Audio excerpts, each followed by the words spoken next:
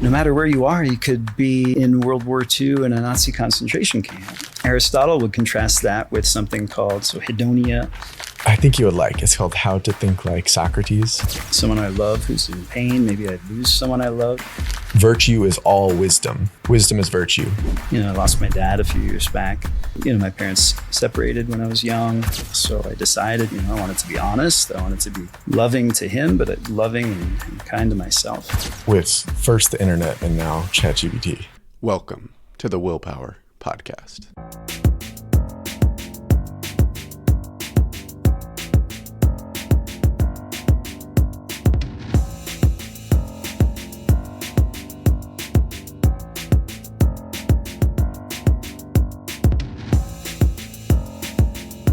Okay, let's start by just talking about therapy. In your experience, what is like the most common misconception people have when it comes to therapy, going to therapy? Yeah, let's see. I think one big one, and I think it's starting to change, is this idea that you have to have some sort of like clinical depression or a psychiatric diagnosis that's, established. And only people who have whatever diagnostic label are really going to go to therapy. I think that's changing now, but maybe I'm a bit biased. I believe just about anyone can benefit from therapy. Really what it comes down to is if you can recognize aspects of yourself or how you're living your life that you'd like to see change in some way. If you're interested in learning more about yourself, overcoming challenges in your life, any variation on that, I think therapy can be life-changing with the right fit, with the right therapist. Yeah, I don't know that too many people necessarily think of therapy for all of those possibilities. Yeah, so I have a friend who has done more therapy than I have. And when I mentioned a couple months ago, maybe like 6 months ago, I was meeting with a counselor therapist, and I mentioned that to him, and he said like, "Oh, that's awesome to hear that you're in therapy." And something about that just sounded off to me about like being in therapy. Like, can't it just be something I do like, I'm not like a patient, Just the language of in as opposed to... That's like... what would feel better? Like go to therapy or... Yeah, like I'm just doing therapy. I don't really know therapy. Something about in as if you've been like you're in some inpatient unit or something. That's what it feels you're like. You're locked away somewhere to do this it's good therapy that you're in thing. therapy now. Yeah. But yeah, there's definitely stigma around it. Yeah. And... So one thing I find myself saying a lot with new clients as I'm exploring their goals and what they're looking for, often people they'll come in and say, I don't want to be so depressed anymore. I don't want to be so anxious. I don't want to feel so overwhelmed. But I think therapy, beyond just trying to extinguish something or get away from something, I think good therapy is going to be orienting you to what you want to move towards. And then I think a happy side effect of figuring out what's important to you, what you want to move towards, and finding a way of doing that is that then, anxiety starts to dissipate and you're not feeling so down and depressed because you're moving towards something that you value, something that matters to you. And a lot of times, especially when people come in a state when they're really suffering, when they're really overwhelmed, sometimes it's really hard to get clarity on that.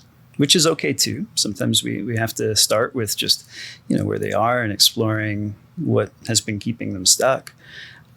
But ultimately, I'm interested in possibilities. I'm interested in, what might be potential for this person that maybe they haven't even considered yet to open their life up and help them thrive in ways that matter to them.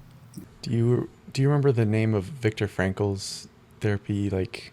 it's something around just like meaning or purpose driven. Yeah. So his book, Man's Search for Meaning, and all of his work centering around this idea of no matter where you are, you could be in World War II in a Nazi concentration camp and still have purpose and still, in a sense, have thriving as you connect to something that matters to you.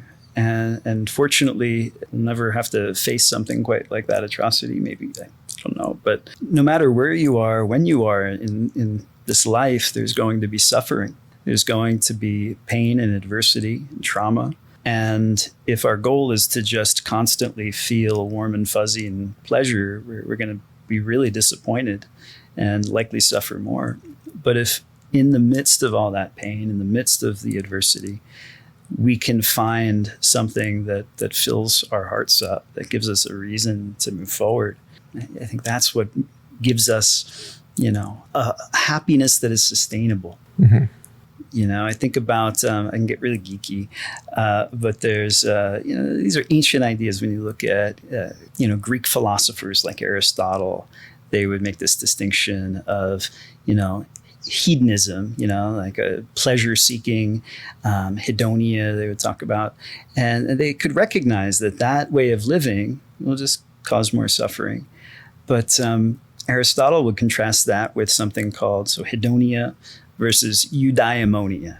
Eudaimonia, this idea that rather than life being about feeling good, it's about living well. It's about, that he would say, ancient Greeks would say, having a life that is virtuous, but really same idea as having purpose and meaning, fulfillment in this life. That's the kind of happiness that's attainable, that we have choice in.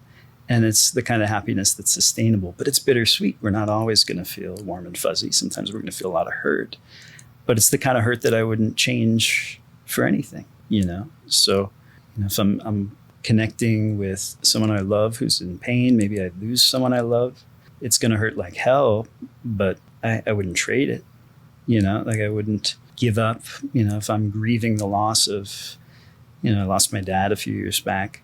I remember going to his funeral, and it was the most painful experience, most overwhelming grief I could have ever imagined. And I remember standing there at his funeral, and it's a weird thing to say, but I was glad to be feeling what I was feeling, because I recognized that was just the other side of me cherishing what I could have with my dad and the love that was there. And I wouldn't give that up if it was a choice between not ever feeling that pain and not ever having something there that I valued. It was a little bit of a tangent. But it's all connected back to, having meaning and not expecting, not going into therapy expecting like, okay, this is going to be all happiness from here on out. Right. And all joy. Yeah. But kind of accepting the wide range.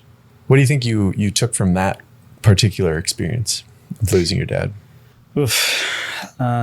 There's a lot in there, but I think losing my dad, the grief I felt wasn't just grief over what I lost in losing him, but also grieving what I never got to have. So, my parents separated when I was young, and in some ways I became a therapist when I was 5, learning how to connect, how to, find a way to build a bridge, especially with my dad. He was that kind of stereotype of, he was a Vietnam vet, he was a New York cop. And so all the things you can imagine about what that looks like for a man of that generation, stoic and emotionally reserved. And beyond that, now physically distant after my parents split. So I spent a lot of time trying to receive love for him, kind of doing a song and dance for it. And in some ways it was effective. There's a reason why I learned to be more emotionally open and expressive, because when I would let my dad know how I felt really openly, there was one exception where he could tear up with me and let me know that he loved me and he was sorry. But over time, throughout my life, I realized there was just so much there that was never up to me. So he struggled with alcoholism, drinking, got worse as he got older and retired from law enforcement. And I remember not long before he died, I had reached out to him. I wanted to connect with him despite part of me having better judgment about it. It was later in the day. I knew he was likely drinking, but I reached out to connect, and finally, he answered the phone, and sure enough, ice clinking in his glass, slurring his words, he just wasn't able to be there. I called him because I had just had a first date with who's now my ex-wife, but I was really excited about it. I really wanted to share this really beautiful feeling I had, and it was like he wasn't there, even on the other side of the line. So I remember getting off the phone with him, and just really kind of breaking down because I had spent just about my whole life trying to get him to shift and change, to be there for me. And I realized I could get a doctoral degree in this stuff. I could do this for a living and be an expert in it, and I wasn't going to change my dad. So I wrote him a letter, sent him a text. But what I decided on when I came to that conclusion was, well, if I can't change him and I'm never going to get the thing I've been wishing for from him my whole life, well, then what do I do? If that's not the agenda, I'm not going to pursue that goal anymore, then what do I choose to do? And it came back to that Viktor Frankl idea. It was, what do I value? Within myself, what do I value? If I give up on the outcome and I'm just choosing something about what I want to embody and represent, what kind of son I want to be, how I want to be towards him, how I want to be towards myself, then if I can, land on that, then it doesn't matter what the outcome is really. I can still have satisfaction in the fact that I did the thing that in my heart of hearts was worthwhile. So I decided, I wanted to be honest. I wanted to be loving to him, but loving and kind to myself. And so I wrote a whole letter to him that described how much he meant to me and how it broke my heart that things were the way they were. And I set a boundary around I wouldn't be able to continue connecting or having interactions with him when he's drinking. So I sent all this to him, not expecting an outcome. And I didn't hear back from him for a week. He wrote me one line back in a text and said, "Mike, I think you're overthinking it." And even though I told myself that outcome doesn't matter, it still hurt. I still cried. But I wasn't regretful that I did it. I was still really glad I did it. And fast forward just a month later, I got a call from my stepmother. I hadn't talked to my dad since that. I got a call from my stepmother that he died of a heart attack. So it was the last thing I said to him. Yeah, it's part of that too, that I learned something in that relationship at the very end of it, that outcome was never going to be up to me. I could at least choose what I'd make myself about, what I'd make my life about. And that's been a lesson that it sticks with me still always. I think about my dad a lot. And when I do, I think about everything that I just shared with you. Yeah, it's been a compass for me. Yeah, there's something about that strength of integrity of like being, when you're sure of who you are, it's like, the glass house, don't throw stones. But if you have like a brick house that you built, that's you, then you don't have to worry as much about what's going to come back your way. Yeah. Yeah. And like you said, it still, of course, is going to hurt when it does, but you don't have to base how you act around, how am I going to get the right reaction from him? How am I going to do that? You can just sit happily knowing that you did what was right for you. And so was the big part of grieving just knowing that, or recognizing that the relationship that you wanted like never happened? Because I'm guessing at that point you kind of... Yeah, it's like a little bit of all of it. It was grieving what never happened. Also grieving with a deep appreciation for the little moments that I did get to have. And those sweet moments that I did get to have with my dad were and are still really precious. So, for example, we had one summer where I finally got him to go to rehab, and he did, and he was sober. It was the only summer I know of in my life that he was sober for like a couple of months completely. And I went on a vacation with him where he didn't drink at all, and it was like no other experience I ever got to have. And he was lighthearted and he was energetic, and we could just like be with each other and banter and have good conversation in a way that I just never felt with him before. And so I have that memory, and it means so much more to me because it was so exceptional. Or like I mentioned, those little moments where I would confront him as a kid and like I could feel, like you don't care. And he would tear up, and this big New York cop put his arms around me and tell me that he loves me. And those little moments will stick with me forever, and I'm so grateful for them. And yeah, it's a bittersweet memory to have, because as sweet as it was, there's also the bitter recognition that it's gone.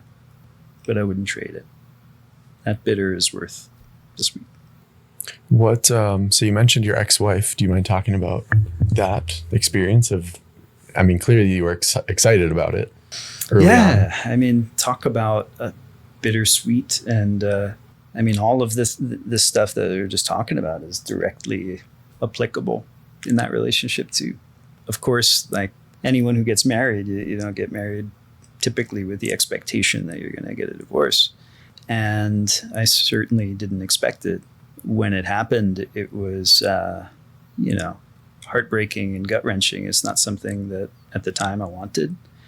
At the time, I felt ashamed of it. I was embarrassed of it. I mean, here I am, a therapist, a relationship therapist, a couples therapist, and a part of me that could just feel so embarrassed. Like, how is it possible that, I wasn't able to make that work? And what does it mean now for my future as a professional if this happens? And it took me a minute to recognize just that same truth that we were just talking about, the same one that I had with my dad, which is that there's something there in any relationship that's never going to be up to me. And as much as I would have wished for things to be different on the other side of the street in my marriage, it was never going to be up to me. And I can look back and know with confidence I showed up to the best of my ability in ways that I can really be proud of, do everything I know to do, and still things go sideways. The thing about that for me now is, as hard as that was when it happened, so now it's been a little bit. It's been, a couple of years just about. And at the time, as much as it felt like a failure for me, I realize now that it was a gift, because I wouldn't be sitting here. I wouldn't be sitting here right now if it wasn't for that event happening. I wouldn't have so many incredible successes and beautiful experiences that I have in my life right now if it wasn't for that really painful. That moment was a catalyst for me eventually leaving my old job, starting my own practice, moving down into the heart of Austin, joining the men's group where I met you, and then eventually starting to co-lead it as I am now. Just so many, pretty much the life that I have now that I love so much, better than I could have ever imagined my life to be. I wouldn't have any of this life if that didn't happen the way that it happened 2 years ago. Yeah, it just kind of reminds me, not only are outcomes out of my control, but in every bit of adversity, every trauma, there's opportunity to learn something and grow from it and pivot into new possibilities. Mm-hmm. Yeah, speaking of the men's group, I realized that recently, and I think I mentioned this last week, but there have been like periods over the past year and a half where I've gone super regularly, where it's been like every week I'm there. And then there have been like periods where I'm off for a few months, or I'm like here once or twice every couple of months. And I just connected that I'm so much more like in tune with stuff going on and like aware and just in like a growth space from that group, which is so cool. And it's, for anyone listening, it's a free group, completely open to any man who wants to come in Austin. If you just message me anywhere, but I would love, yes, every Tuesday. And it's, we tend to do breath work and then have just like open, usually one of either you, Derek, or the other Michael leads something. Yeah. But yeah, I would love to hear your experience. I mean, first just coming to the men's group, and then also what leading it has changed for you. Yeah, there's so much in there. So one realization I had in the wake of that separation and divorce was I had been starved for community, even just like friendship with other men. I had a small group of friends that are kind of scattered around the country, but I lived in a bubble for so long. That was essentially that relationship with my ex-wife and my work, and that was it. I put so much on that, and I think that's my side of the street in that relationship was, putting a lot of weight of expectation on that to kind of fill all the cups. And when that went away, I just realized I was missing so much more than just a romantic relationship.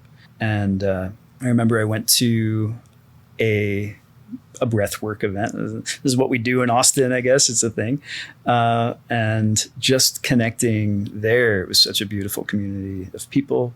That's where I met Derek for the first time, who co-leads our group. And it started asking around about men's groups and gatherings, and eventually found the one we have every week.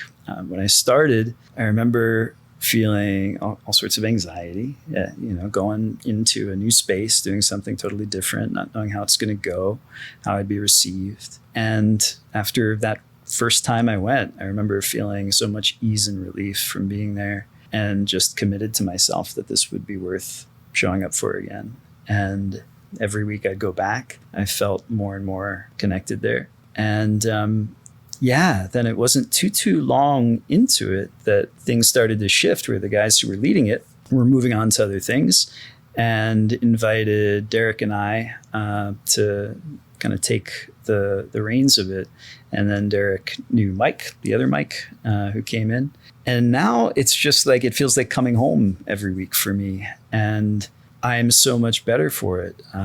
Just like you're saying, there's always some bit of clarity. There's always something in me that opens up, whether it's finding insights about myself, conversations and breathwork and experience there, or just a sense of, I don't know, just warmth and appreciation and connection, just being able to be in a space with other men that way. We live in a world where men especially, I think, are just so often conditioned to suppress their authenticity, to suppress what they really feel, and to be tough. And it's honestly been one of those experiences that has shown me how to be a man in the way that I want to be a man. I didn't get that from my dad. I saw the thing I didn't want to be when I was a kid. And prior to that, I had a few good friendships with men who could be role models, but being in this space inspires me regularly to really recognize how I want to show up. And that's a beautiful thing. Yeah, it's really a great group. Yeah, I would agree. I think I have like one insight every week, at least. One key thing where I'm like, oh yeah, that's important. Yeah, it's always unexpected for me. Mm-hmm. It's like, I don't even know. I'm like, I don't know. Do I really need to go? Is it really going to be worthwhile? I don't know. And then something comes up. Yeah, I usually get a little bit of resistance. Yeah. Most Tuesdays where I'm like, I'm kind of tired, worked all day. I could just watch a movie and go to bed early or something, but then I never regret it. Yeah. I always feel so fulfilled, so glad that I went every week. Yeah, it always ends up being worth it. Very true. So again, any men listening, feel free to reach out. Absolutely. Okay, let's just talk about like low level, like what your day looks like in terms of habits and routine. How do you just keep yourself going? Yeah. Oh, I'm always going. So I work a lot. But I genuinely love what I get to do. So, it's still a learning process for me to figure out where I'll strike a balance. And so I am very busy. I work a lot. And I work a lot because I love what I get to do. It's a gift of a thing. And sometimes I forget to do other things for myself. I can really get immersed. So I see probably somewhere around 30-ish therapy clients per week. And it keeps me busy. So probably about, somewhere between 6 and 8 hours of therapy a day. Yeah. But the thing is, while I'm in those sessions, I don't feel tired. I don't feel burnt out. I'm thoroughly in it and happy to be there. I think where I recognize that it can catch up to me is like at the end of the day or the end of the week, where I realize, oh yeah, I need to eat. I need to sleep. But I'm finding that balance. The things that help me get some balance: every morning, I go for a walk. And every time I have a little break in my day, I'll do a little lap around the neighborhood or on the block just to move my body and get some fresh air and kind of reset. And then I have a good exercise regimen. So I work out now, got a little setup at home. So weight training a few times a week. I usually do yoga once a week. And that combination of things helps me feel much, much better. Do some meal prep on Sundays. And that's one routine that really works nicely for me. I can really think about how I want to nourish myself. I can try a new recipe and have something tasty. So those little routines really help move things along and my time easier on me, because I do so much that takes a lot of mental load. So simplifying it with routine makes all of that a lot easier and frees me up to invest my energy where I want to put it. So is there something about, because I have days where I'm just like, I can't work right now, but I'm imagining you don't have that option a lot of the time. Yeah, I don't have that option. Not when it comes to... Is there some like switch that just flips that's like, this person's expecting me to show up. Yeah. I need to be here. That's it. Yeah. Right. Because with other tasks, if I'm not obligated and someone's counting on me, it's a lot easier for me to put it off. Like, I don't know if I should admit it, but I probably take longer than I should in doing documentation, all the administrative stuff. The way I hold myself accountable there is going to the Friday co-working that we both go to. Having just that little bit of accountability, if there are other people around me working, pushes me to make sure that I'm circling back to those things that I could put off. But yeah, certainly that social accountability and relationship is something that is going to be a major motivator for me. Yeah, I noticed that with doing this, that typically this wakes me up. Yeah. It's like, it's not even that because I can't put it off. When I schedule something with someone else, I'm going to be there, but it also wakes me up. Yeah. And like it invigorates me a little bit, just knowing I got to be here right now. Yeah. Right. Someone else is expecting it. Yeah. Like there's purpose in it. There's something that feels bigger than just the thing that I want when I bring someone else into an experience like that. And that's true, I think, for any sort of social thing. And for therapy in particular, in that kind of space, that sense of responsibility is just, times 100 for me. I want to make sure that I'm as fully there as I possibly can be, because it's a privileged position to be sitting with someone who is coming to you sharing parts of themselves and their experience that often they've never shared with anyone. And it's vulnerable and it's challenging. It takes courage. So yeah, that wakes me up for sure. Okay. Yeah. So on that note, you started your own practice, and that was like just about a year ago, right? Yeah, just about. That you started to roll over into that? Yep. Started seeing clients last March. What was that like to take the business side, like to remove yourself? Because you were already like in a community of people that were doing it and took care of everything, right? Yeah. And then now it's like all on you. Yeah. What was that like? It was a lot.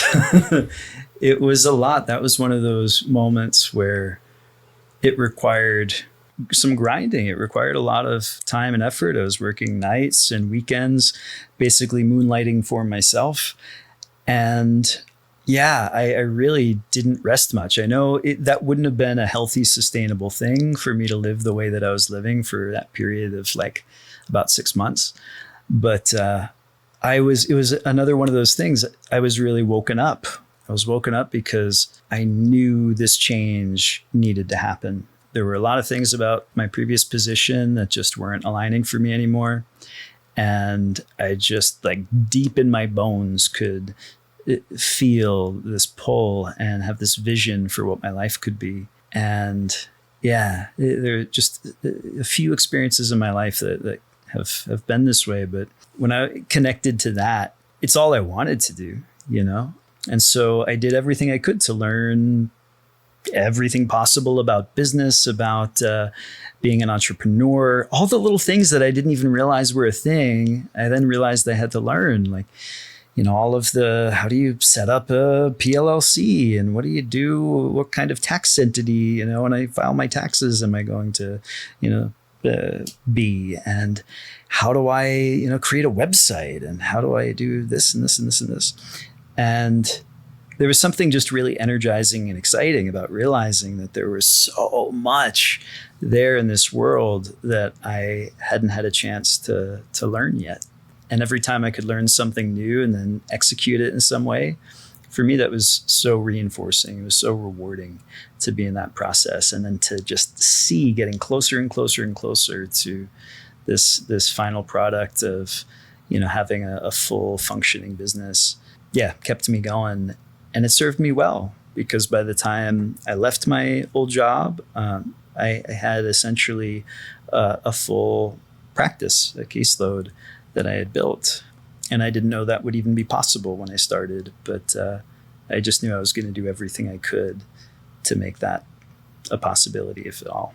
Yeah, it is very cool how much is opened up with first the internet and now ChatGPT. It's like there's so many your tools, things that like starting a business. Yeah. I would not even know where to start. Right. And it's like, it just seems like an unattainable thing, but now you can just break it down and follow the steps. Yeah, man, we live in a world where if there was ever opportunity, I can't imagine, there ever being in the history of mankind more opportunity than we get to have now with technologies the way they are.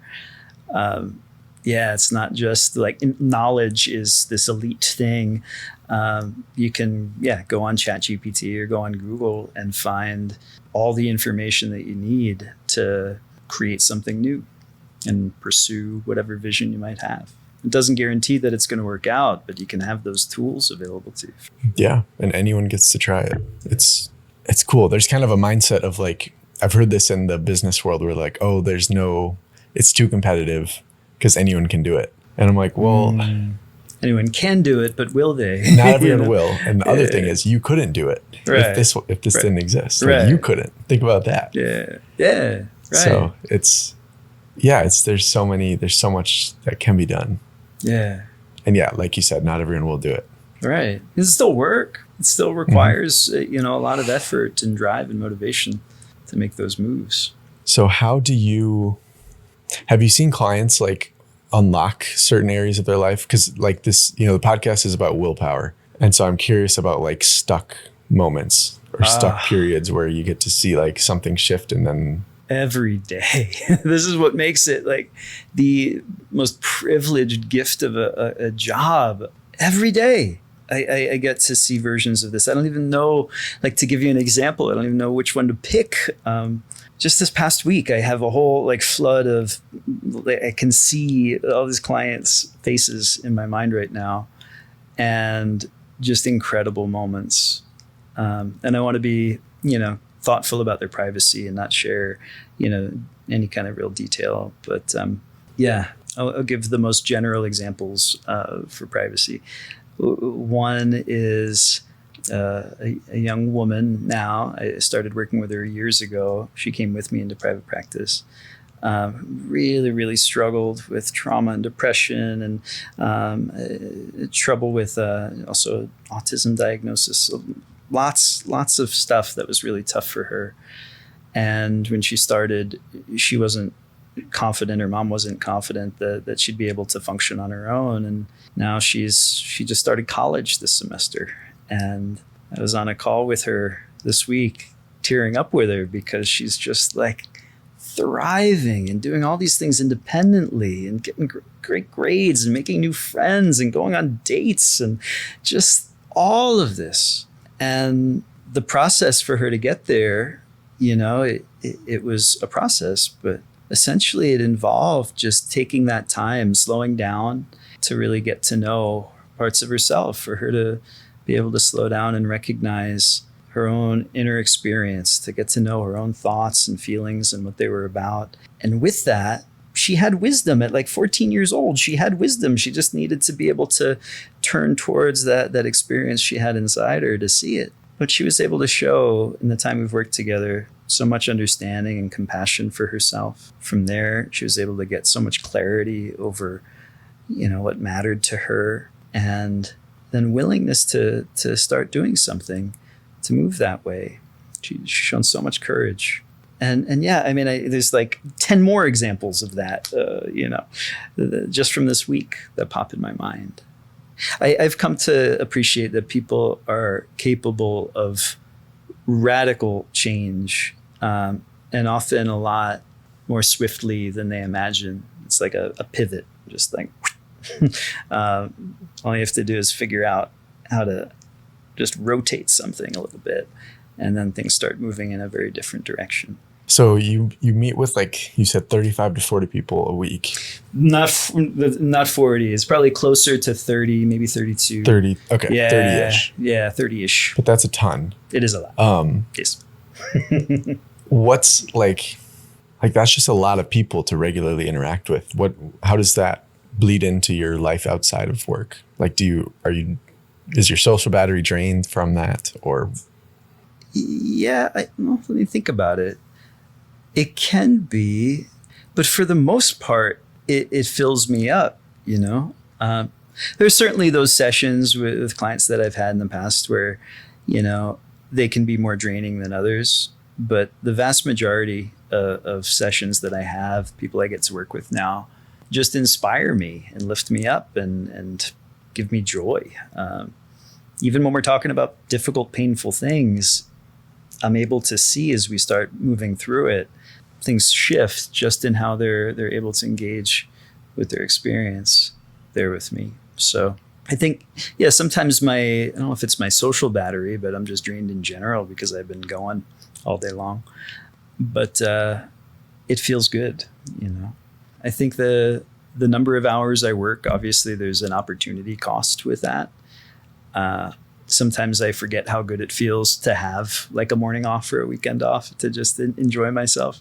And then I have to remind myself like, oh yeah, I can do more of this if I want to.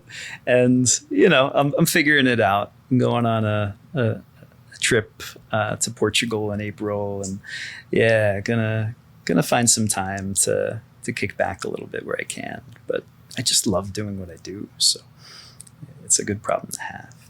Do you think you'll keep, do you have thoughts of changing any parts of it? Or do you think you'll continue just seeing patients or seeing clients and sticking with that? Yeah. Well, I do have some idea of how I'd like things to evolve. I would like to find ways of reaching more people, having more impact, and more flexibility with my schedule. And that's just one limit of individual therapy, is I can only help that one person per hour, and I'm locked into that hour, and that's it. So I've been working, we've talked a little bit about this, working on developing some online programs. So taking a lot of the things that I've learned, skills, strategies, knowledge of psychology and relationships, and putting that into a package that people can access kind of on demand. So right now working on an on-demand program designed to help people develop healthier, more secure relationships with others, with romantic partners, close relationships. But inherent in that, developing ways of having a healthier, more secure relationship with ourselves. And I don't think there's any substitute for that process, that experience of sitting down with someone like a therapist. But certainly woven into those therapy sessions are a whole lot of strategies and skills that I think much of the world just doesn't have exposure to. And to be able to break that down in a way that is relatable, accessible, my hope is that can make a big difference. So that's what I'm working on, is now a new side hustle wherever I have some free time, taking my time with it, realizing there's no rush. But sometime in the not too distant future, be launching some products around that to reach more people. Yeah, that is always I thought about this with one past podcast guest, which is like there's like different levels of how many people you can reach. But then at the same time, a lot of the time when you increase that number of people, the impact per person changes, like the specificity. Like you can have a very large impact on one person doing what you're doing versus you could probably reach a lot more people, but it might not be as impactful. Or like imagine writing a book. It could be very impactful, but most books you read aren't like changing your life. Like it's not a huge thing, but they reach a lot of people. So there's like a weird calculation there. I think that's true. And I'm also going to admit, humbly my own ignorance too. Like there's this thing I haven't done yet. And, I could assume, it won't be as impactful. But then I'm interested in possibilities. So I want to see how impactful can I make it? And I think that is such a kind of cornerstone of the work I do in therapy with folks is like, what are those possibilities that maybe we haven't even considered yet? And how do we open up to those? And that's really my intention in all of this. And although whatever I'll release some sort of course or product, it's not as though then I'll have hit the finish line and all right, there we go, we're done. That's as good as we get. I expect this to be an ongoing kind of iterative process of learning and growing and building with that pursuit as well. So seeing, okay, how can I improve bit by bit from the first thing that I create to the next, always seeing what I can do to add more value and have more impact. And that's the fun of it. That's the creative, generative quality of it that, can energize me and give me a reason to get up in the morning. Yeah, it's a starting point. And then, like you said, you can iterate off that, see what works, or even go a whole new route and see what happens there. Right. Yeah. I could always say, that's not quite working for me. Well, let's try this other thing. But if it's anything like pretty much all the other experiences I've had so far in my life, even if it doesn't land the way I expect it to land, there'll be something that I'll glean, something I'll learn from that'll allow me to grow even more with the next step that I take. Are there any books that have had outsized impact on you? Oh my gosh, like a gajillion. I don't even know where to start. I guess I could start with, what are the books that I recommend the most, that seem most relevant when I'm helping folks. And these are books that have had a profound impact on me too. So without going into a whole geeky tangent about different modalities of psychotherapy, there are two kind of frameworks in my therapy practice that have made a profound difference, not only in my practice, but like for me personally in adopting them. And one of them is kind of an evolution of what people may already be familiar with cognitive behavioral therapy or CBT, but it's called acceptance and commitment therapy. So it's a kind of therapy that's evolved, kind of weaving together. We're talking about Viktor Frankl, so it weaves together ideas around values with developing practices to be more aware and flexible with how we engage with our own thoughts and feelings in the present moment. And then taking all of those kind of mindfulness-based skills and clarification of what matters to us, and then having some methods to put that in motion with committed action. So a whole lot to geek out on in that. But a book that I really love is called The Happiness Trap by someone named Russ Harris. And it basically takes all of that geeky stuff and distills it down in a way that just is so easy to connect to and understand. So he's an interesting guy. He's in his former life, he was a pediatrician, I think. He was a general MD from Australia. And he was also a stand-up comedian before he became this expert in this therapy. So really, really great guy. Done a lot of training with him too. So I'd recommend Happiness Trap.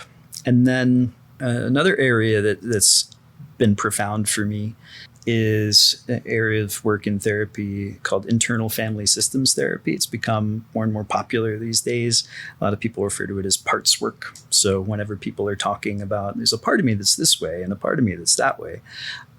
This is a framework that incorporates that that idea, recognizing that we all contain multitudes, all these complexities with different motivations and drives and intentions. And it gives a framework to really get to know all of that inner experience and how those inner experiences relate to one another. So a book that is a beautiful introduction to that work is called No Bad Parts by the originator of this therapy, Richard Schwartz. He goes by Dick Schwartz. I would recommend for anyone listening, if you check out No Bad Parts, I may, in this case, even more highly recommend the audiobook version. And I really love the audiobook version because it's really well produced, but all of the exercises that are in the physical copy are recorded as like guided meditations kind of woven into the book. So as you're going through it, it's a lot easier to put those exercises into practice, find a quiet space to go through it and connect to it. For me, it's been incredibly helpful, and for clients as well. I have not read that one, though I've definitely heard. I think you might be have referred it to me. I talk about it at some point. I probably have. Yeah. I'm reading a book I think you would like. It's called How to Think Like Socrates. I am pretty sure I'd like it just from the title. Yeah. Yeah. And what do you take away so far? Well, it's really interesting. This author, he's also written a book called How to Think Like a Roman Emperor, which is around the life of Marcus Aurelius. And he talks about how a lot of the origins of CBT, of cognitive behavioral therapy, are coming from Stoicism, and even before that, like Socrates and his line of thinking. And the book is pretty funny. It just basically like follows these different points in Socrates' life. So one thing that is crazy is he never actually wrote anything down. And so a lot of his life is just kind of gone. Plato wrote a bunch of stuff, and he was a student of Socrates. And so that's kind of where we find a lot of the history. But it basically just goes through different like stories in his life where he just like owns people. Like he just like goes through this like line of questioning where they're like, yeah, this is true. And then he's like, well, and then he starts asking him question. And then by the end, they're like, what the fuck? Okay, nothing I know. Like, I don't know anything. Yeah, the Socratic method. That's like, such a cornerstone of classic CBT. Yeah. And so, the part I just read is he talks with this guy who's I think it's pronounced a sophist, like Sophocles, sophist, sophist. I'm not sure how you pronounce it. Yeah, I'm not sure either, but I've seen that in print too. Yes, but this is like a group of people who, at the time, they like claim how wise they are, and they're this like higher class of people.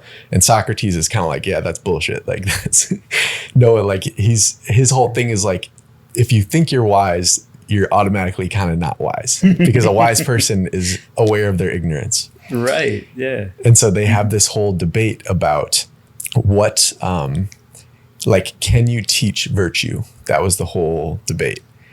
And Socrates starts on the side of you can't teach it, because this sophist guy is saying like, oh, this is what I do. I teach virtue to people. And then Socrates does this like roundabout way of owning this guy, where he almost like tricks him into this realization that by his line of thinking, you cannot teach virtue. And so then Socrates ends up on the side of you can teach virtue. But at the same time, he like shows the guy like, you have no idea what you're talking about. That's fun. But it's very cool. His whole point is like, virtue is all wisdom. Wisdom is virtue. And the really interesting piece of that was he was saying someone can be courageous in like, they go into battle and they're heroic and they're doing the thing that they think will bring them glory. And then there could also be someone who doesn't know like, oh, if I go into battle, that will bring me glory. So then they run away from that. Both of these people are just driven by different things. Right. The only difference is one of them has more wisdom of what actually the good thing is. Yeah. So everyone's kind of driven by fear or positive, either direction. And it's just the wise that is the virtuous. I want to read that. That sounds really cool. The way this is my framing of it, and maybe Socrates would totally school me and show me that I'm completely wrong. And that would be so much fun if I could go back in time and have that experience. I would. The way that I've framed when I think about wisdom, and I talk about wisdom therapy or whatever, the way that I've come to understand that concept is, it's a knowing for me, a knowing that comes from my experience. And so it's not something I'm going to get from reading a textbook or listening to a lecture. It's something that happens in my understanding experientially. And from there, that idea of values, I totally agree. If I'm understanding his perspective right, I also would pair those things together in that our values or virtues, if you want to use those terms interchangeably, also are developed based on our experience. So our wisdom that comes from those experiences.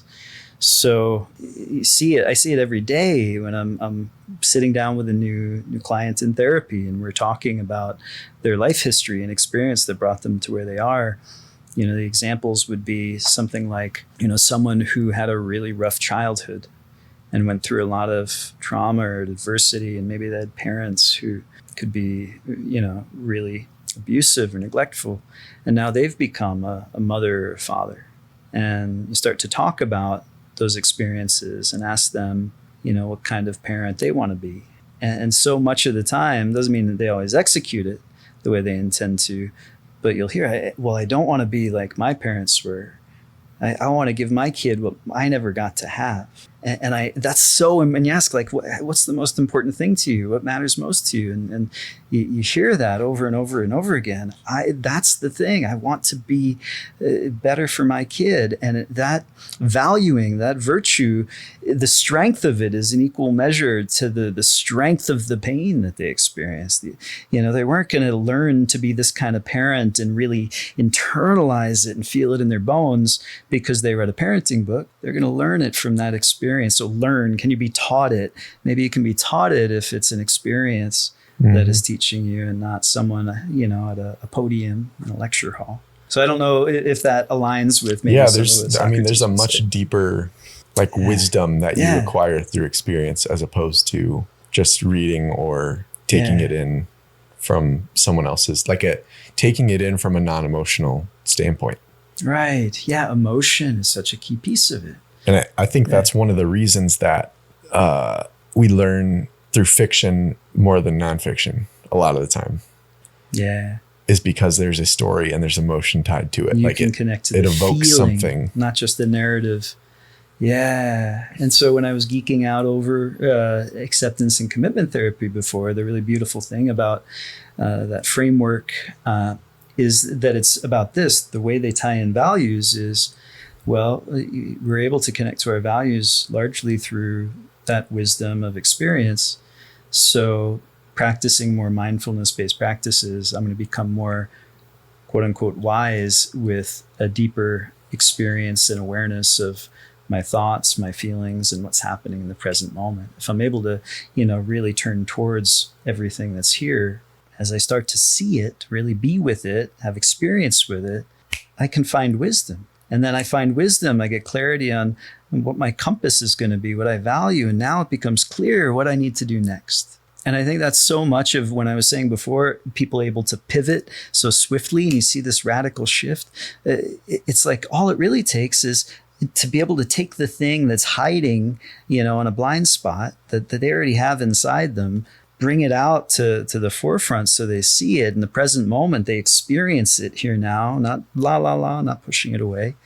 But when they see it here and now, connect to it, feel it here and now it's like, there's the breakthrough. Now I know deep in my bones exactly what this is about and what I need to do. So I think about that's so much of the work. It's not for me to bestow wisdom upon whoever I'm sitting across from. It's just to create the right kind of space that allows them to see what they already know.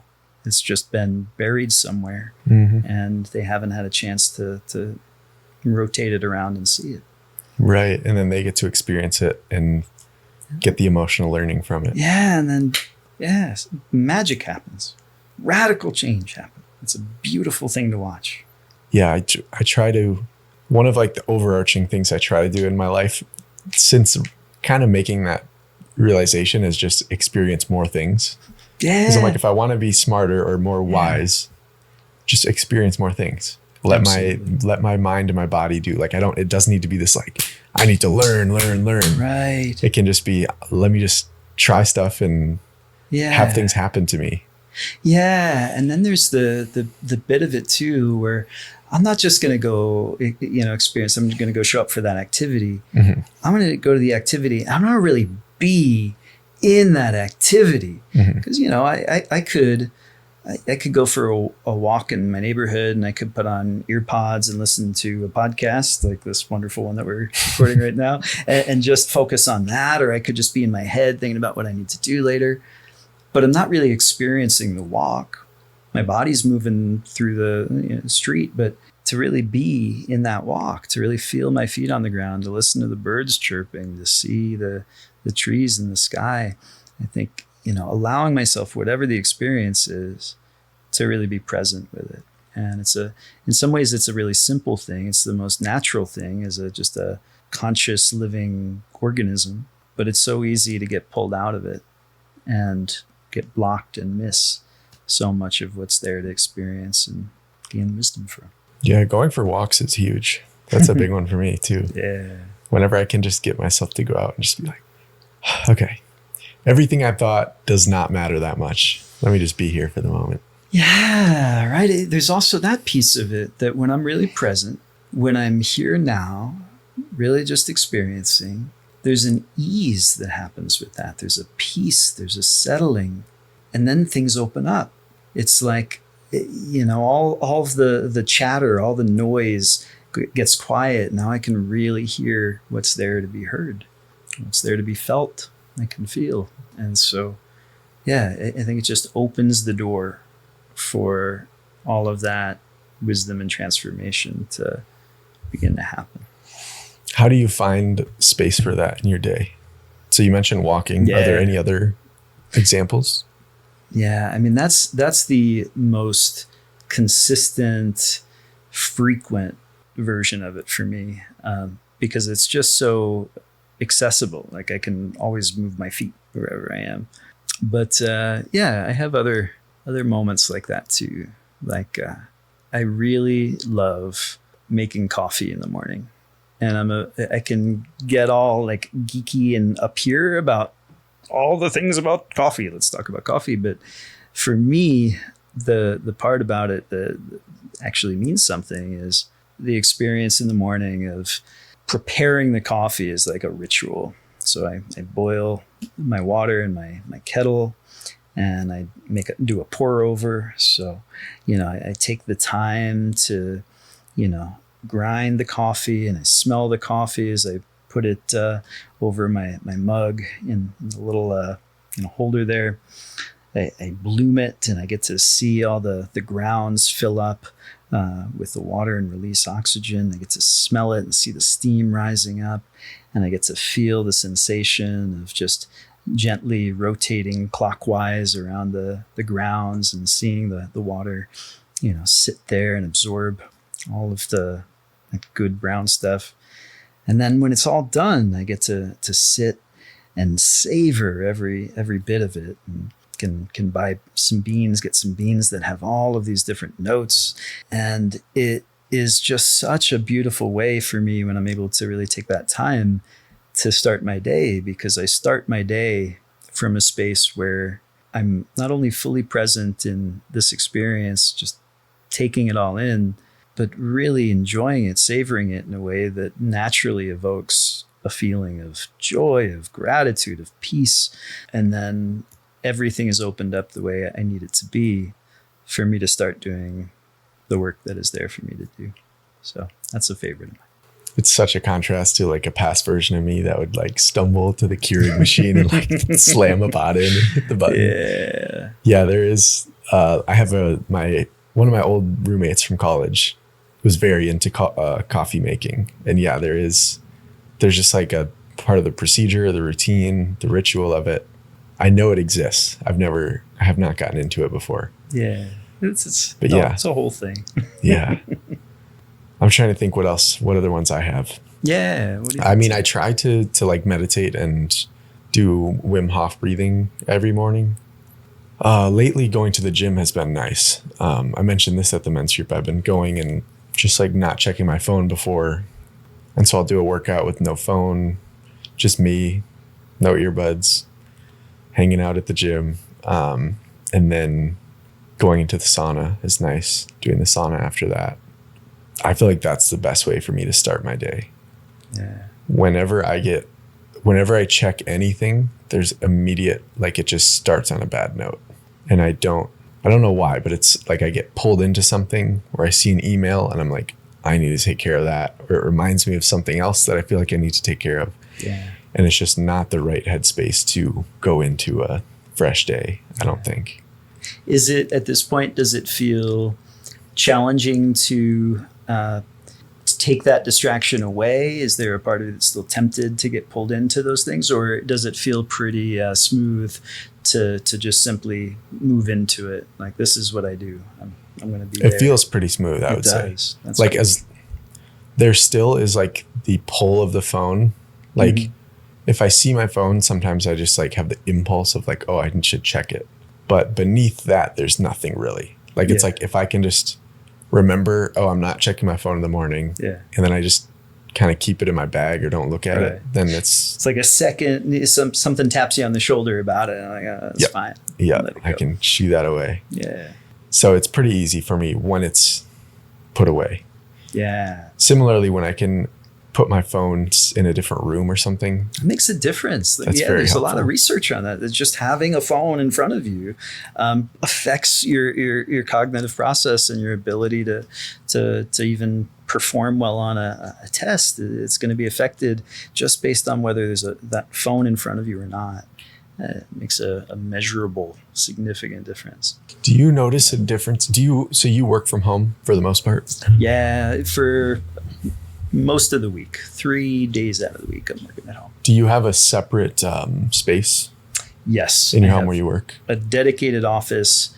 The only thing I do in that office is I work. Okay. That's huge. Yeah. That's what I want to work on. Is having at least a room in my house, or I have an idea. This is like a bigger project, but getting like a work shed. That's like an office in the backyard. Yeah. Because I think there are so many associations that I've built up with things in my room that are just like, even if I don't notice it, it's like that thing just pulled me away. And like the example is like laundry. You see your laundry basket, you're like, oh, I got to do laundry later. And all of a sudden you're not doing what you were just doing, or your mind is off somewhere else. So I think having a space that is just associated with work is huge. And it definitely makes a difference for me. Yeah. If I attempt to do any work outside of there, like if I sit at the kitchen counter or try and do it on the sofa, I mean, I can kind of like putter around and maybe get something accomplished, but it's not going to happen nearly as well as I intended to. If I really want to get something done, I need to go back to that space that I have conditioned myself to know this is where we go to do this work. It just makes it so much easier. Yeah, one good one I've done, I try to work in like 1 hour blocks at least, and I have that timer there. And that's a good, once I like spin the dial, it's like, okay, it's time to work.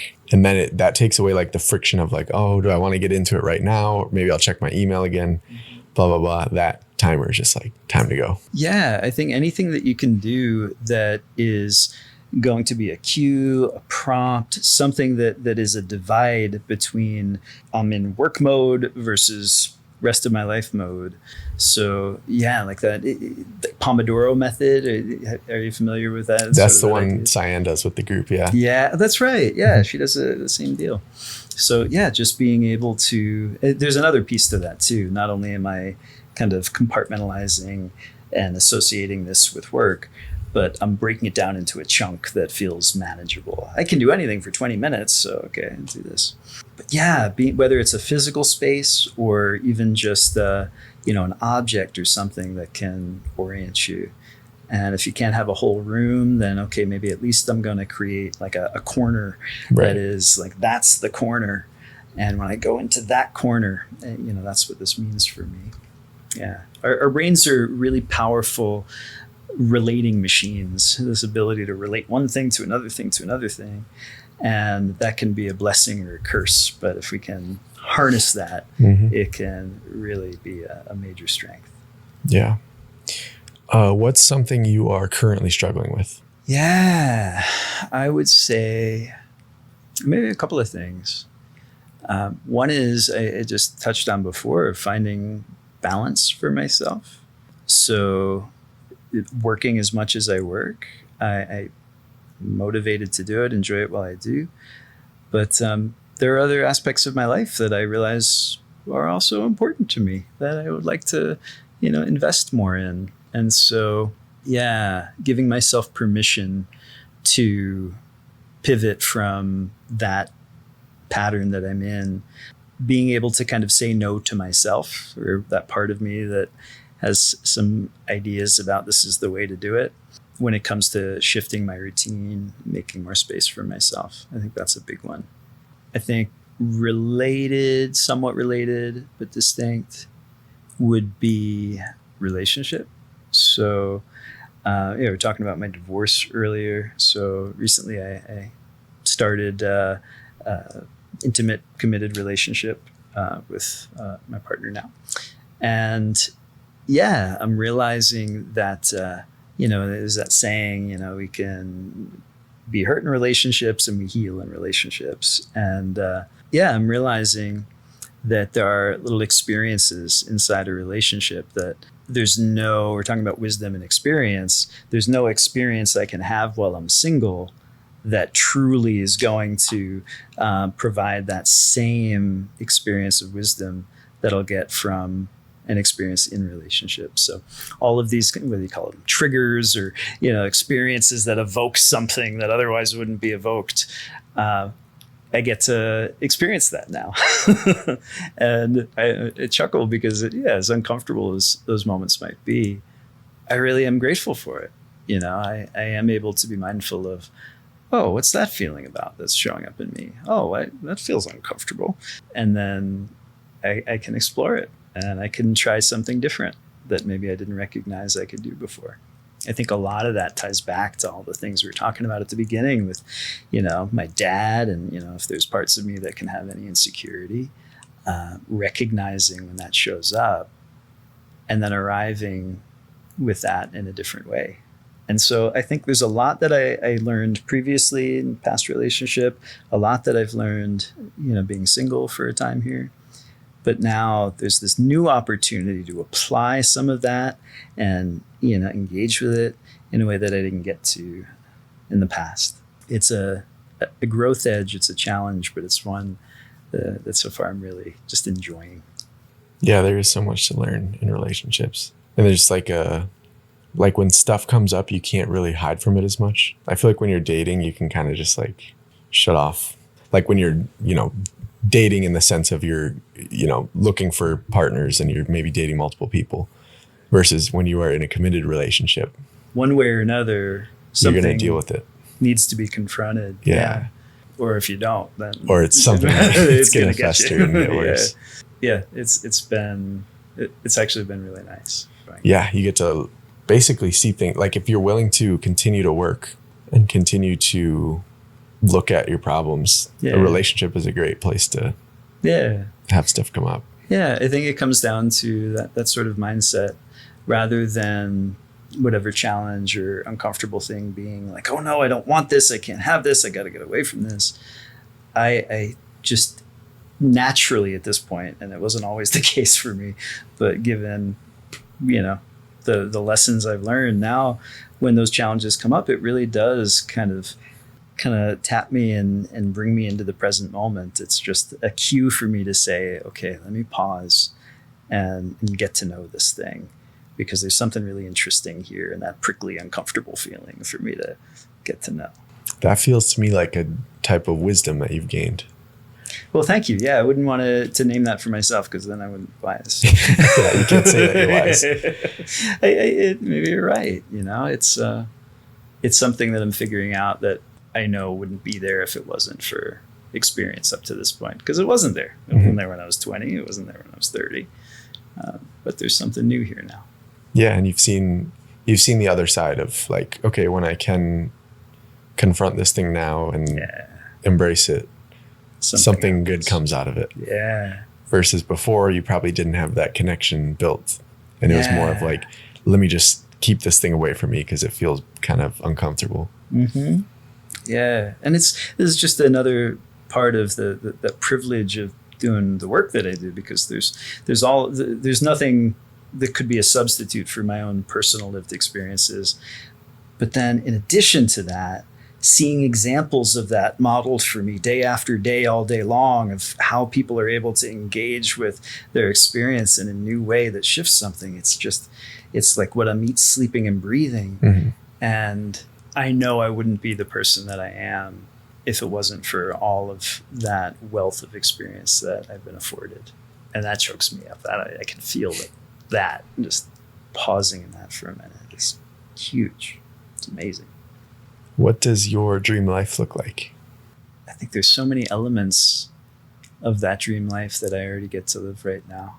And it's interesting how it evolves, because, if I was going back in time and checking in with like me in my early 20s, and I got to tell him where I'm at right now, his mind would be blown. Like, wait, you're a psychologist, you're able to do it that way, and you're able to earn that much, and you're able to do all this, and just everything in your personal life, you have that kind of relationship, those kinds of friendships.